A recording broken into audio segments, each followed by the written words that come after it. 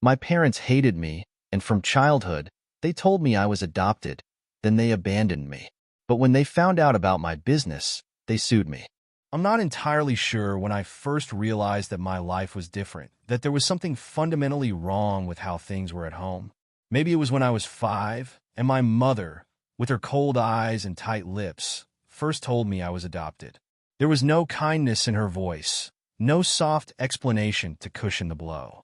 She simply said it as if it were a fact of life, like telling me the sky was blue or that water was wet. I remember staring at her, waiting for something more, some kind of reassurance or comfort. But none came. That was the first time I felt truly alone. From that moment on, adopted became my label, my curse. My parents, well, the people I was supposed to call my parents, never let me forget it. My father was no better than my mother. He was a man of few words, but his silence was far more terrifying than anything he could have said. His disdain for me was palpable, a constant presence in our home. It hung in the air like a toxic fog, suffocating and inescapable. My mother was the more vocal one, constantly reminding me that I wasn't truly their child, that I didn't belong. "You're not one of us," she would say, her voice dripping with venom. "You're just a mistake we made, something we were forced to take in." The words stung every time, leaving invisible scars that only deepened with each repetition. I grew up in fear, walking on eggshells in my own home. Every word, every action was scrutinized, criticized, and punished. I was never good enough for them. If I got a good grade at school, they would dismiss it, saying it wasn't good enough. If I tried to do something nice, like cleaning up the house or helping with dinner, they would find fault with it, pointing out every little mistake as if it were a reflection of my very existence. The emotional abuse was relentless, but the physical abuse was what terrified me the most. My father had a quick temper, and his fists were just as fast. He would hit me for the smallest of infractions, not finishing my food, speaking out of turn, or simply being in the wrong place at the wrong time. The beatings were brutal, leaving me bruised and broken, both inside and out. My mother would stand by and watch, her arms crossed over her chest, her lips curled in a sneer. She never intervened, never tried to stop him. Sometimes she would even join in, slapping me across the face or pulling my hair until I cried out in pain. I learned early on that crying only made things worse. They hated weakness, and tears were a sign of it. So I stopped crying. I swallowed my pain, buried it deep inside where they couldn't see it. I became numb, detached from my own suffering. It was the only way to survive. School became my refuge, the only place where I could escape the nightmare of my home life. It wasn't perfect, but it was better than being at home. My teachers were kind, noticing the quiet, withdrawn boy who flinched at sudden movements and never smiled. They didn't know the full extent of what was happening at home, but they knew enough to offer small acts of kindness. A gentle word, a pat on the back, a smile. It wasn't much, but it was more than I ever got at home. My classmates, too, were mostly kind. I wasn't popular, but I wasn't an outcast either. I kept to myself, too afraid to let anyone get too close. But a few kids took the time to talk to me, to sit with me at lunch or play with me during recess. They didn't ask too many questions, and I was grateful for that. I didn't want to talk about what was happening at home. I didn't want anyone to know how broken I really was. As I got older, I threw myself into my studies, desperate to prove that I was worth something, anything. I excelled in school, earning high grades and the praise of my teachers. They saw potential in me, potential that my parents refused to acknowledge. I spent as much time at school as I could, participating in clubs and extracurricular activities just to avoid going home. But no matter how well I did in school, it was never enough for my parents.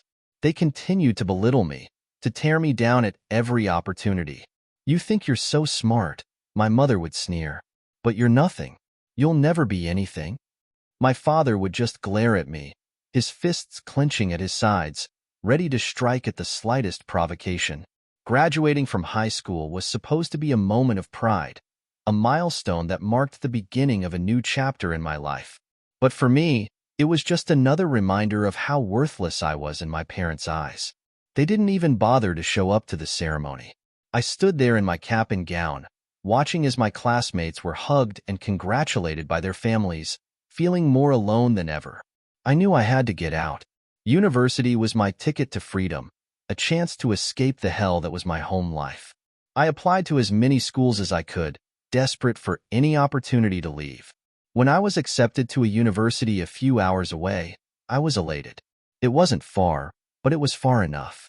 I packed my bags and left without looking back, eager to start a new life. But university wasn't the escape I had hoped it would be.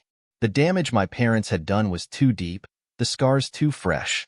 I found it hard to connect with people, to trust anyone. I was still that scared little boy, flinching at shadows, always expecting the worst. My parents' voices still echoed in my head, telling me I was worthless, that I didn't belong. I couldn't shake the feeling that they were right, that I was just an imposter pretending to be something I wasn't. I threw myself into my studies, just as I had in high school, but the pressure was overwhelming. I couldn't focus, couldn't keep up with the demands of university life. I started to spiral, sinking into a deep depression that I couldn't claw my way out of. And all the while, things at home were getting worse. My parents' abuse had escalated to new levels of cruelty. They seemed to take pleasure in my suffering, in knowing that even though I was miles away, they still had control over me. They would call me, just to remind me of how worthless I was, how I would never amount to anything.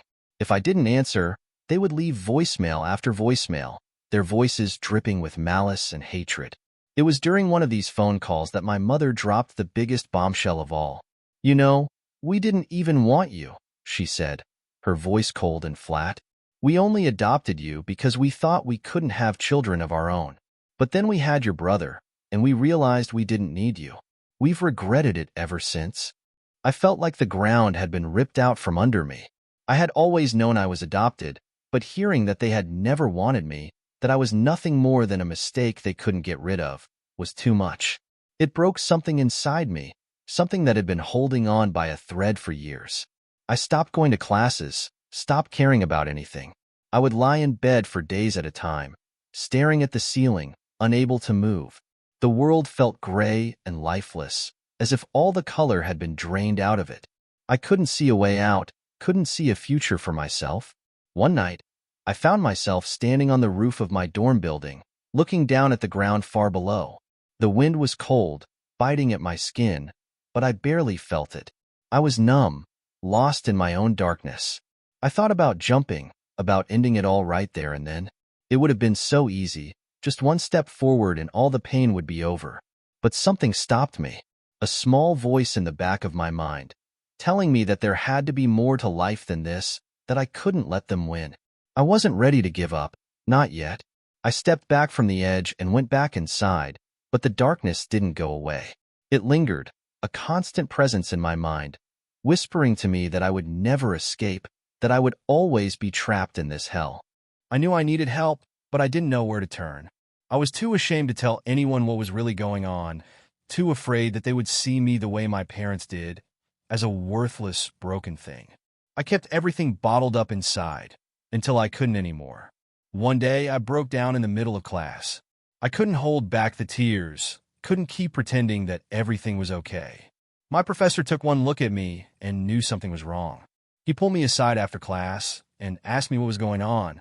I didn't want to tell him, but the words just came tumbling out.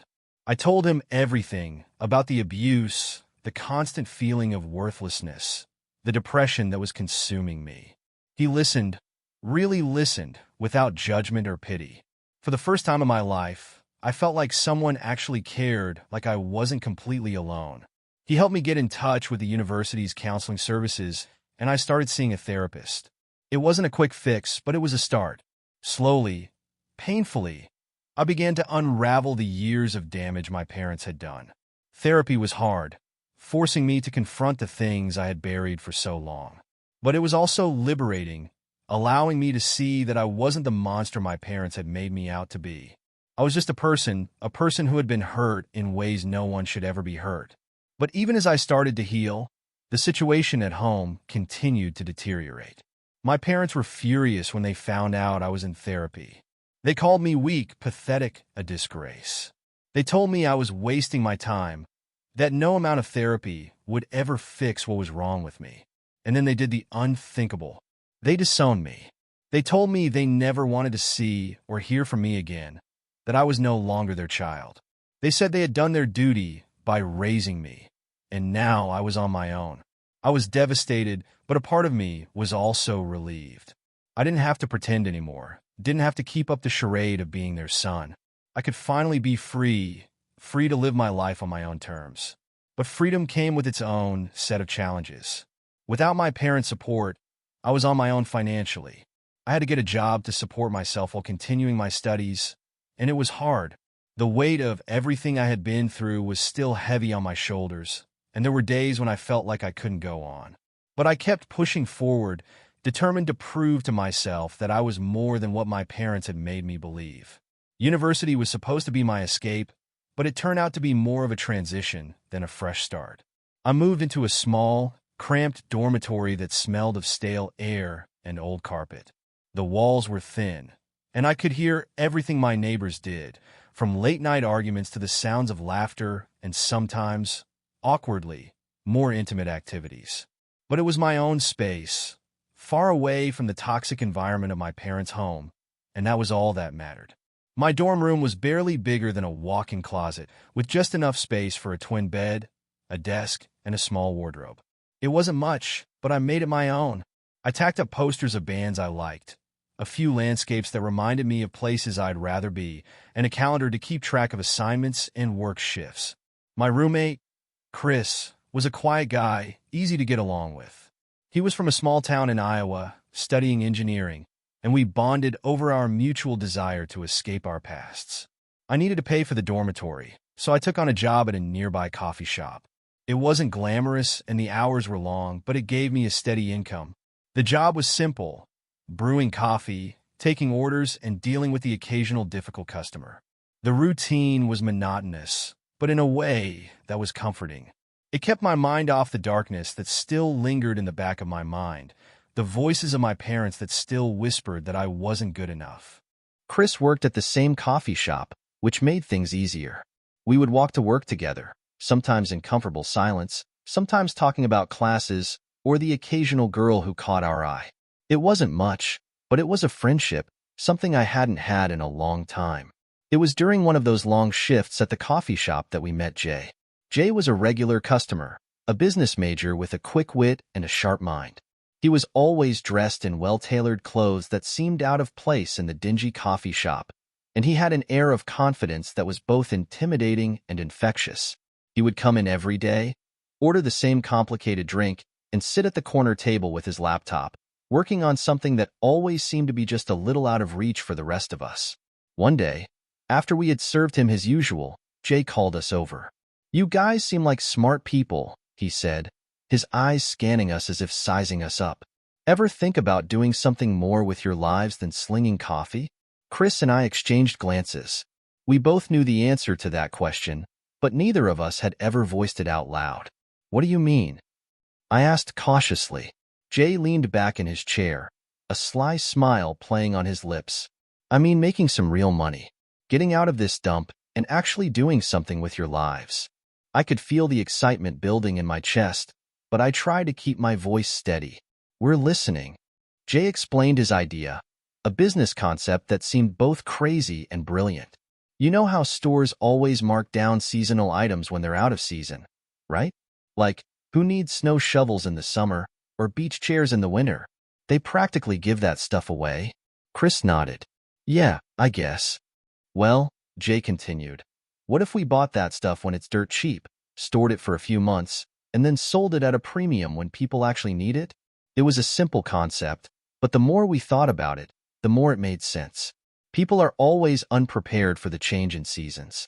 They don't think ahead, and when they suddenly need something, they're willing to pay top dollar to get it.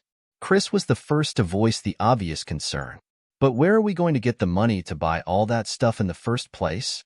Jay waved his hand dismissively. "That's the easy part. We pool whatever savings we have, and I've got a line on some low-interest loans. We start small, and we reinvest everything we make until we've got enough to really get things rolling." It sounded risky, and part of me was hesitant. I had just started to get my life back on track, and the idea of taking on debt was terrifying. But the thought of finally being able to escape the grind, to prove to myself and to everyone else that I was worth something, was too tempting to pass up. Chris was in, and after a bit more convincing, so was I. We spent the next few weeks planning every detail, from what items we would buy to where we would store them. We rented a small storage unit on the outskirts of town, using the little money we had scraped together. It wasn't much, but it was a start. The first few months were tough. We spent every spare minute scouring clearance racks and garage sales, buying up anything we thought we could flip later. We were living on ramen and caffeine, stretching every dollar as far as it would go. The storage unit quickly filled up with snow shovels, winter coats, space heaters, and other seasonal items. Every time we added something to the pile, I felt a little surge of hope. Maybe this would work. Maybe we were onto something. But the doubts were always there, lurking in the back of my mind. What if it didn't work? What if we were just wasting our time and money? What if I ended up proving my parents right that I was just a failure, destined to screw everything up? Despite my fears, we pressed on. Jay was the driving force behind the operation, always pushing us to think bigger, to take more risks. "You've got to spend money to make money," he would say, and we would follow his lead, even when it felt like we were teetering on the edge of a cliff. As winter approached, we started listing our items online and spreading the word through social media. We set up a website, offering local delivery for a small fee. The first few sales trickled in slowly, but then, as the first snowstorm of the season hit, the orders started pouring in. People were desperate for snow shovels, and we had them. Lots of them. We couldn't believe how quickly things took off. We were selling out of our inventory faster than we could restock it. Every day, we were running back and forth between the storage unit and the dorms, delivering items and packing up orders to ship. It was exhausting, but exhilarating. For the first time in my life, I felt like I was in control, like I was doing something that mattered. The money started to roll in, and we reinvested every cent. We bought more storage units, more inventory, and expanded our operation. We weren't just selling snow shovels anymore. We were selling anything and everything that was out of season.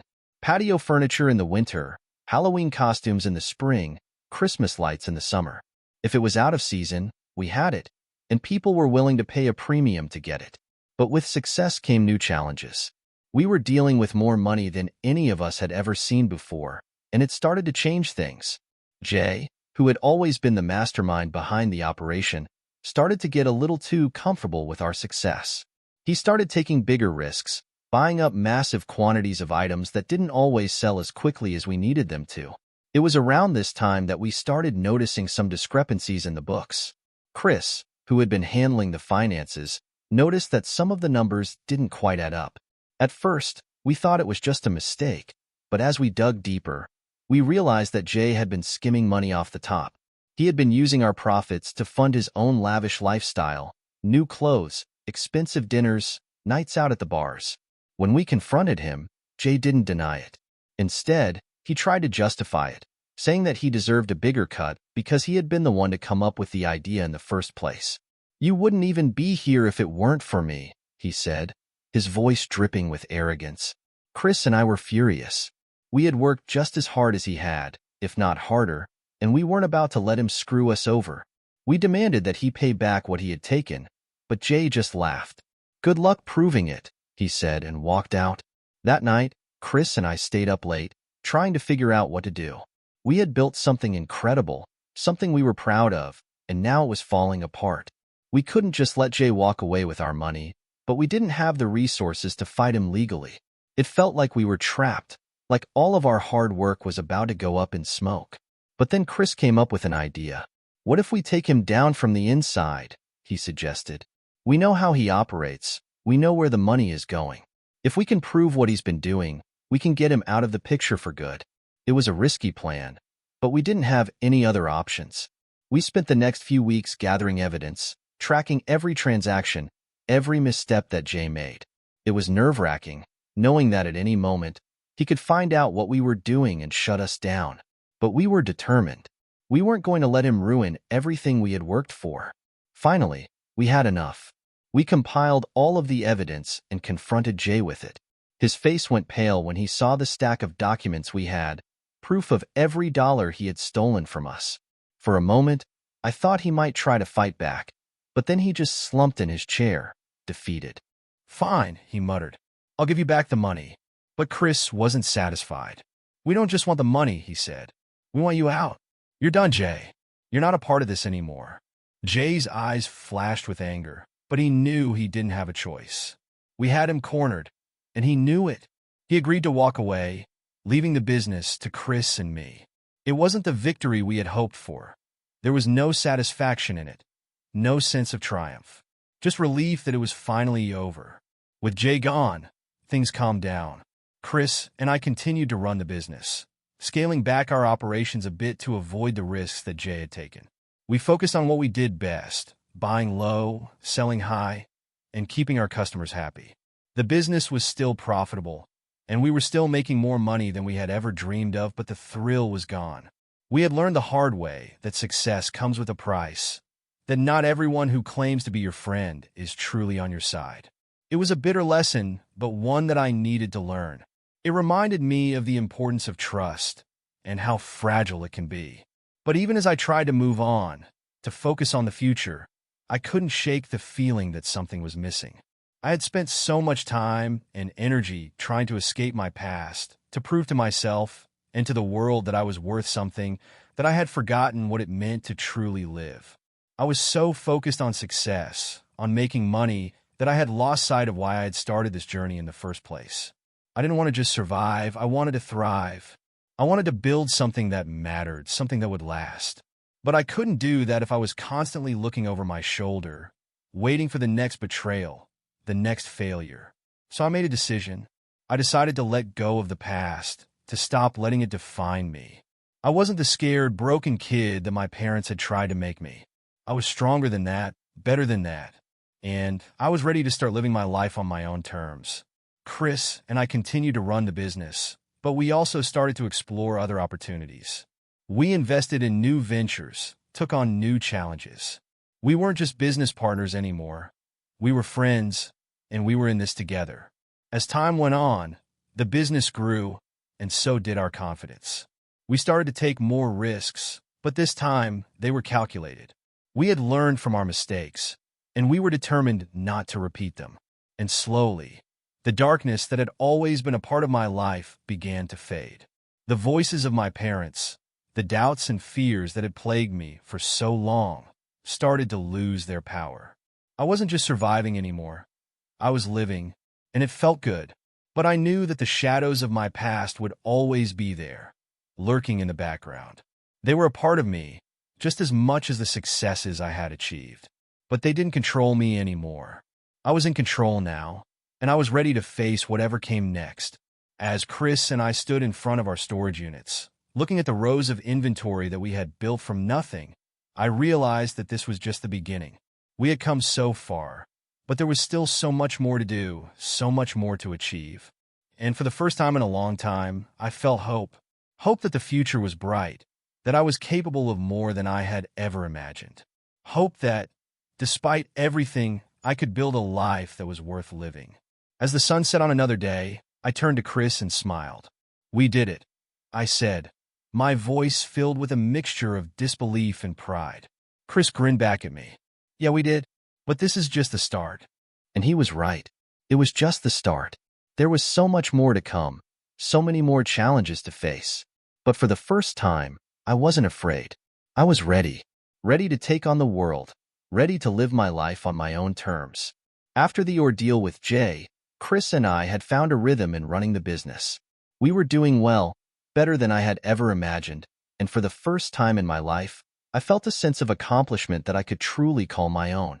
Our business was growing steadily, and the money we made was enough to not only support us, but also to allow us to start thinking about expanding our operations. We were in the process of scouting out potential storefronts in town, thinking that a brick-and-mortar shop might be the next step for us. I had even begun to think about my future in a way that wasn't clouded by the darkness of my past. I was cautiously optimistic, starting to believe that maybe I could finally put the trauma of my childhood behind me. The therapy sessions I had been attending were helping too, giving me tools to deal with the lingering effects of my parents' abuse. For the first time, I was building something for myself, free from the toxic influence of my past. But just when I thought I had finally escaped, my past came crashing back into my life in the most unexpected and horrifying way possible. It started on a cold, gray afternoon. Chris and I were in the storage unit, organizing our inventory for the upcoming season. We were preparing for winter, stocking up on space heaters, snow gear, and other essentials that would sell like hotcakes as soon as the first snow hit. I was checking our online orders when my phone buzzed with a notification. It was a text message, but not from a number I recognized. The message was brief, just a few words. "We need to talk. Come home." I stared at the message, my heart pounding. The only people who had ever referred to their house as home in that way were my parents, and I hadn't heard from them in over a year. Not since they disowned me and told me I was dead to them. My first instinct was to delete the message and ignore it, but something stopped me. A sick curiosity, perhaps, or maybe just the lingering effects of a lifetime of manipulation. Against my better judgment, I replied, asking what they wanted. The response was almost immediate. "Come home. Now."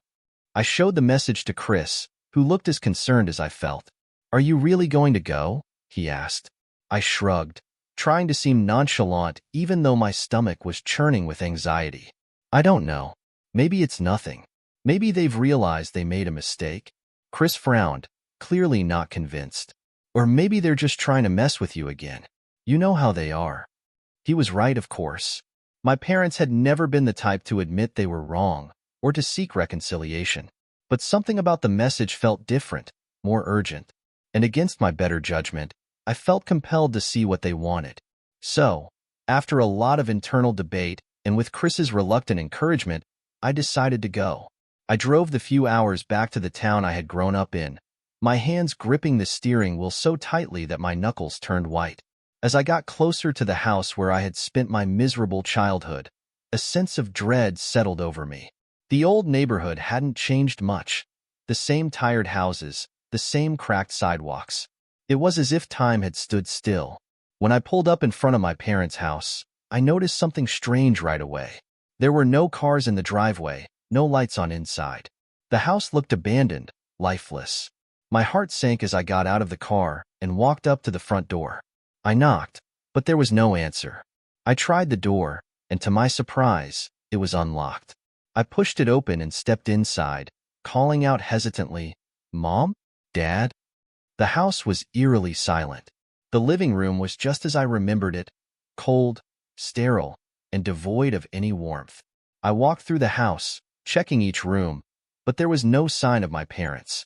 It was as if they had vanished. I was about to leave when I noticed an envelope on the kitchen counter with my name scrawled across the front in my mother's handwriting. I picked it up, my hands trembling, and opened it. Inside was a single piece of paper with a few lines written in my father's neat, precise script. "We know about your business. We want what is ours. Don't try to fight us, or you'll regret it." The words sent a chill down my spine. I had no idea how they had found out about the business, but the implication was clear. They wanted the money that I had worked so hard to earn, the money that had nothing to do with them. I crumpled the letter in my fist, anger surging through me. How dare they? After everything they had done to me, after disowning me and telling me I was worthless, now they had the audacity to try and claim what I had built for myself? I knew I had to get out of there, had to go back to the safety of my new life. But as I turned to leave, the front door suddenly burst open. My parents stood in the doorway, their faces twisted in anger and greed. My father's eyes were cold and calculating, while my mother's were filled with a mixture of hatred and smug satisfaction. I felt a wave of fear wash over me, but I forced myself to stand my ground. "What are you doing here?" I demanded, my voice shaking. "We're here to collect what's ours," my father said, his voice as cold as ice. "You think you can just walk away from us, from everything we've given you, and start a new life? You're still our son, and that means what's yours is ours." I couldn't believe what I was hearing. "You didn't give me anything?" I shouted. "You disowned me. You said I was nothing to you." My mother sneered. "You're still ours, whether you like it or not. And you owe us for everything we did for you." "Did for me?" I repeated, incredulous. You abused me. You made my life a living hell. My father's face darkened. Watch your mouth, boy, he growled. You don't want to make this worse for yourself. I felt like I was trapped in a nightmare, the walls closing in around me.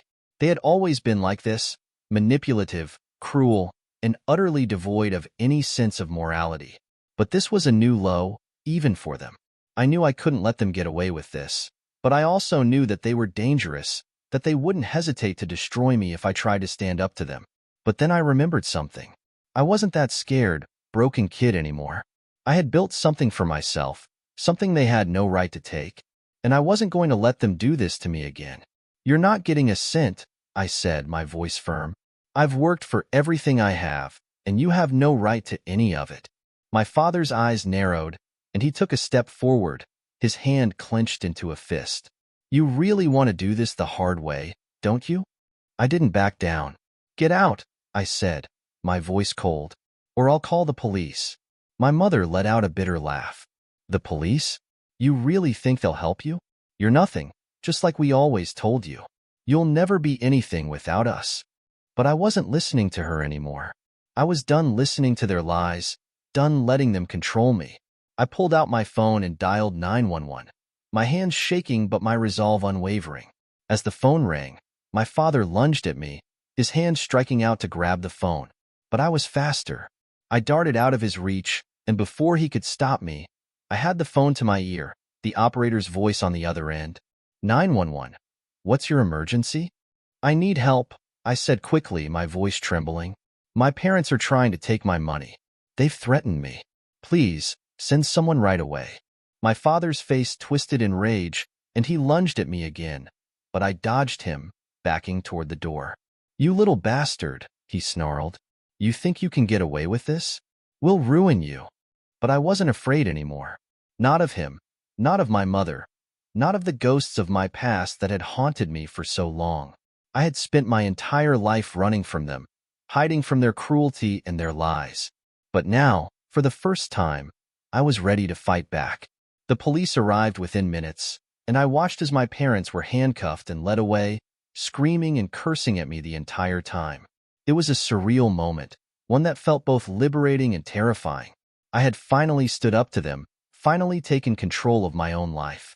But I knew that this was just the beginning of a long and painful battle. The next few weeks were a blur of legal proceedings and emotional turmoil. I filed for a restraining order against my parents, and with Chris's help, I hired a lawyer to represent me. The lawyer, a sharp, no-nonsense woman named Lisa, was confident that we could prove my parents had no right to my money. But she warned me that it wouldn't be easy. My parents were manipulative, cunning, and they would do everything in their power to turn the situation in their favor. As the court date approached, I spent hours with Lisa, going over every detail of my childhood, every instance of abuse and manipulation.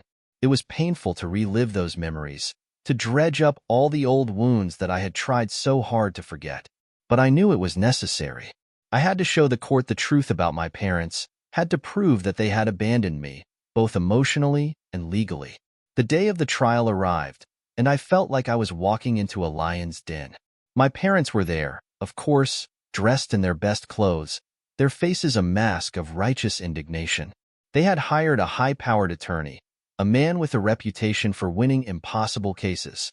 But I wasn't going to let that intimidate me. I had the truth on my side, and I was ready to fight for it. The courtroom was cold and sterile, the air thick with tension. The judge, a stern-looking woman with sharp features, called the court to order, and the trial began. My parents' attorney was the first to speak, painting them as loving, concerned parents who had simply been trying to protect their son from making a terrible mistake. He claimed that they had never disowned me, that they had always supported me, both emotionally and financially. It was all lies, of course, but they were good at lying. They had spent years perfecting their act, convincing everyone around them that they were the perfect parents, the perfect family. But now it was my turn to speak, and I was determined to expose the truth. I took the stand, my hands trembling slightly as I faced the judge. Lisa had prepared me for this moment, had told me to stay calm, to tell the truth, and to not let their attorney rattle me. But it was easier said than done. The attorney grilled me with questions, trying to trip me up, to make me doubt myself. But I held firm, recounting every detail of my childhood, every instance of abuse, every time my parents had told me I was worthless, that I didn't belong.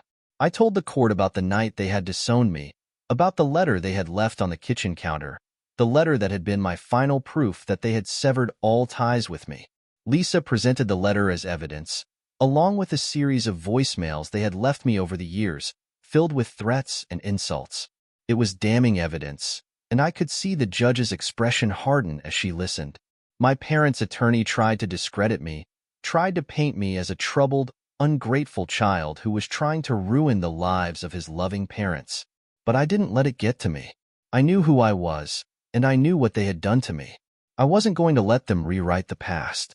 The trial lasted for days, each one more exhausting than the last.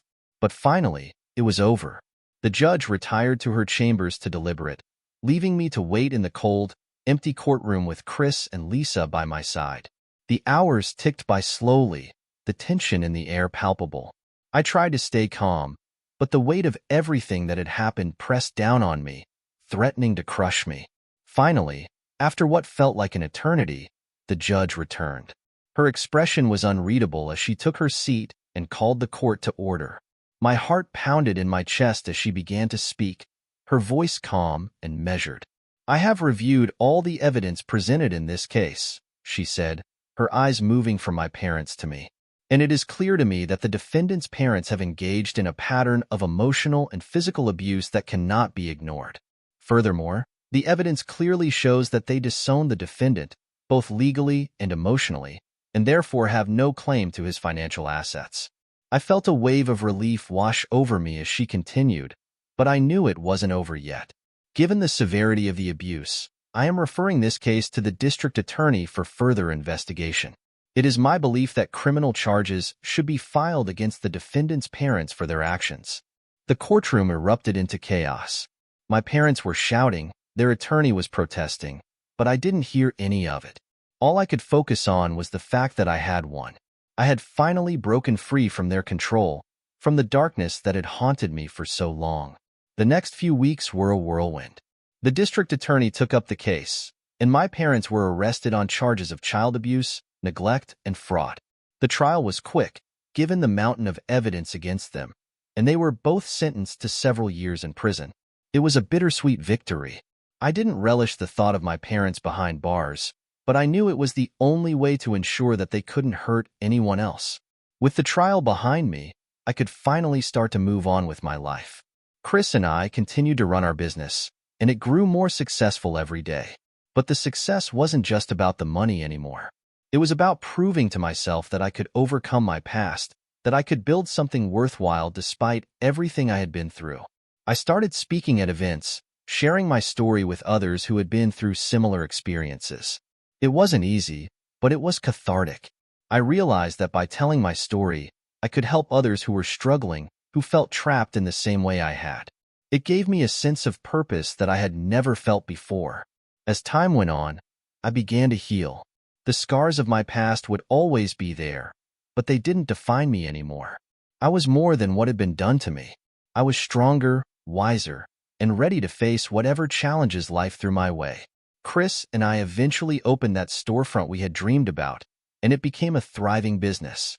We hired employees, expanded our inventory, and even started offering delivery services across the state. But no matter how successful we became, I never forgot where I had come from. I used a portion of our profits to support organizations that helped survivors of abuse, knowing that I could make a difference in the lives of others who were going through what I had endured. Looking back, it was hard to believe how far I had come. There had been times when I didn't think I would survive, when the darkness had threatened to consume me. But I had found the strength to keep going, to fight back, and to reclaim my life. I had faced my demons and come out the other side, scarred but whole. And as I stood in our bustling shop one day, watching customers browse the shelves and chatting with Chris about our plans for the future, I realized something important. I wasn't just surviving anymore. I was living. I was happy. And that was something my parents could never take away from me. Because in the end, I had won. Not just the trial, but the battle for my own soul. I had taken control of my life, and I was never going to let anyone take that away from me again. I had found my way out of the darkness, and now I was finally free to live in the light.